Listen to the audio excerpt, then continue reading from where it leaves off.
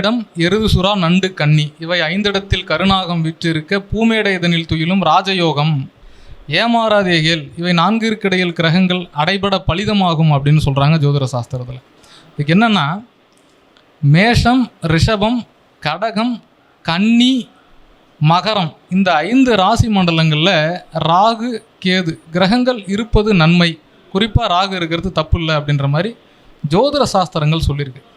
சரி, இதே 5 இடத்துல ராகு இருந்து ஒரு ஜாதகத்தை வீணாக்கின அமைப்பு இருக்கா அப்படின்னாலும் இருக்குது.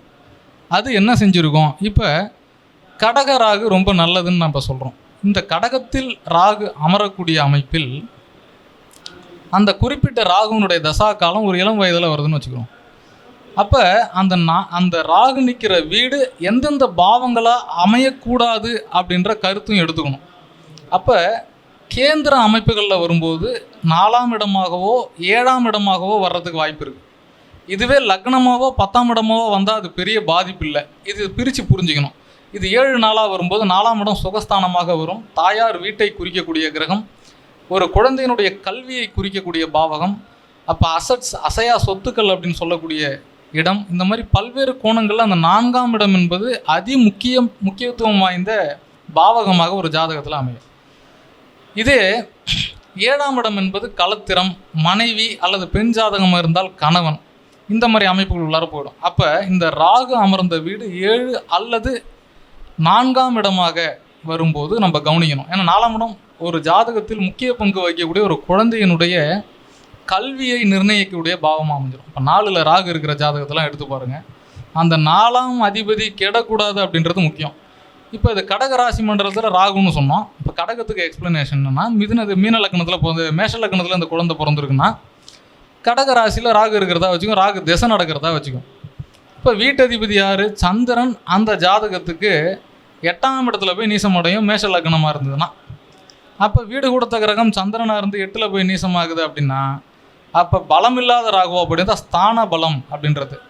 அதாவது ஸ்தான பலம் அப்படின்றது ஷட்பலத்தில் ரொம்ப முக்கியமானதாக சொல்லப்படுது. ஆனால் ஷட்பலத்தில் அந்த ராகு கேதுக்கு இடம் கிடையாது. அப்போ ராகு கேதுவனுடைய அடிப்படை அந்த ஸ்தான பலத்தை எப்படி நிர்ணயம் செய்ய வேண்டும் அப்படின்னா, அந்த டிஸ்போஸ்டர்னு சொல்லக்கூடிய வீடு கொடுத்த கிரகம் பலம் பெற்று இருக்க வேண்டும், அல்லது ராகுவிற்கு கேந்திர கோணங்களில் அமைய அந்த ராகுவினுடைய பலம் சிறப்பாக இருக்கும். அதே கடகத்தில் நல்லாவே இருக்கும். அப்போ சந்திரன் எப்படி இருக்கணும்? தன்னுடைய ஆட்சி வீடாகிய ராகுவுடன் கூடி அங்கே கிரகணத்துக்குள்ளார இல்லாமல் குறிப்பிட்ட பாகைக்கு வெளியில் இருந்தால் நல்லது. அல்லது மேஷலக்கணமாக இருந்து வாக்குஸ்தானம் சொல்லுடைய 2ல் உச்சம் பெற்று மூலத்துரிகணம் பெற்று இருந்தாலும் நல்லது. ஏன்னா அது 4ஆம் இடத்துல சந்திரன் திக்பலம் என்ற அமைப்பில் இருப்பார். மேலும் ஆட்சி அந்த அமைப்பில் வந்துடுவார் அந்த இடத்துல. ஸோ இந்த மாதிரி அந்த ராகுக்கு வீடு கொடுத்த கிரகமாகிய சந்திரன் பலம் பெறுவது அவசியம் கடகத்தில் ராகு இருப்பதற்கு. இதே போல் மகரத்துக்கும் பார்க்கணும், நீங்கள் விருச்சிகத்துக்கும் பார்க்கணும், கன்னிக்கும் பார்க்கணும், மேஷத்துக்கும் பார்க்கணும், ரிஷபத்துக்கும் பார்க்கணும் ராகு இருந்ததுன்னா.